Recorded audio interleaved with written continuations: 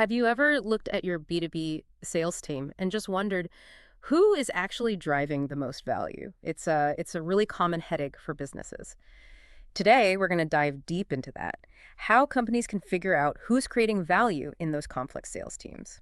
And we're basing this on some fascinating research, actually. It's a decade-long effort from Huan Shi and Hari Sridhar at Texas A&M and Rajdeep Grial over at UNC Chapel Hill. Their latest paper is coming out soon in Production and Operations Management Society, POMS, big journal.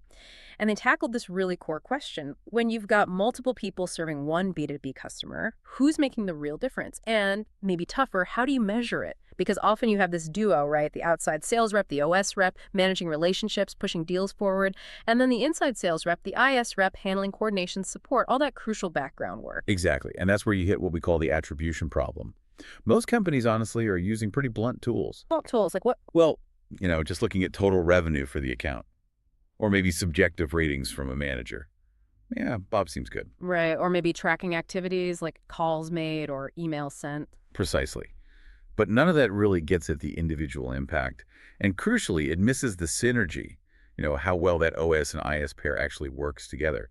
Plus, the standard statistical methods often kind of fall apart here, especially when reps only work with a few partners. Yeah. That's super common in the real world. Okay, yeah, I see the problem. It's like trying to judge chefs just by the final dish weight, not who added what spice when. So there's a new solution, right? What did these researchers develop? They came up with this really clever value partitioning framework.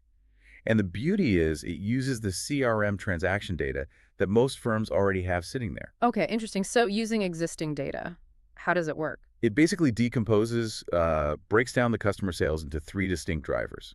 First, the specific value added by the OS rep. Got it. Second, the value added just by the IS rep.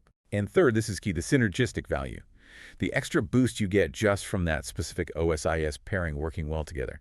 They use a technique called empirical Bayes estimation. It's particularly good because it works well even with sparse data, like when you don't have tons of transactions for every single pair.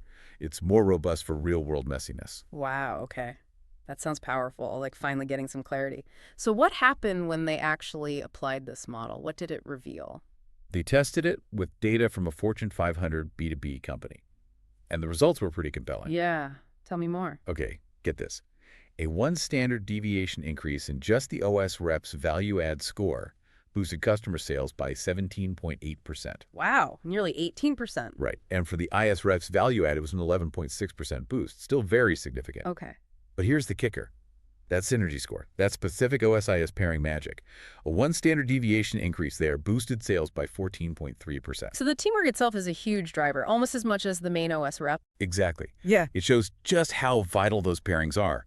And importantly, these value-added scores predicted future sales much better than just looking at past total revenue. Okay, that's a big deal. Predicting future performance is the holy grail. So if I'm a manager listening to this, or maybe I work in sales ops, what does this mean for me, practically? It means you can, and probably should, rethink a few things. First off, performance reviews. You can move beyond gut feel or just raw sales numbers. Use these value-added metrics for a clearer picture. Makes sense. Less guesswork. Second, think strategically about pairings. Recognize that high synergy duos are incredibly valuable. Don't just throw people together. Make team assignments a strategic decision to maximize that synergy. Right, optimize the teams themselves. Third, target your interventions better. Need training, new tech, coaching. Now you can see more clearly who needs what based on their specific value add or maybe a low synergy score. Pinpoint the need. More focused resources. And finally, smarter incentives. Reward the solo stars, sure, but also find ways to reward those high-performing, high-synergy pairs. Recognize the teamwork that delivers. Yeah, that really shifts the focus. It's about moving from guessing to actually measuring what matters. What a fantastic insight for B2B sales. Absolutely. And maybe a final thought here. As companies move more towards hybrid selling, blending field sales with digital tools and bringing in more automation and AI. The landscape is changing fast. It really is. And in that future, knowing precisely who or maybe what, like which AI tool is creating value, that's not going to be optional anymore. It's going to be absolutely essential for staying competitive.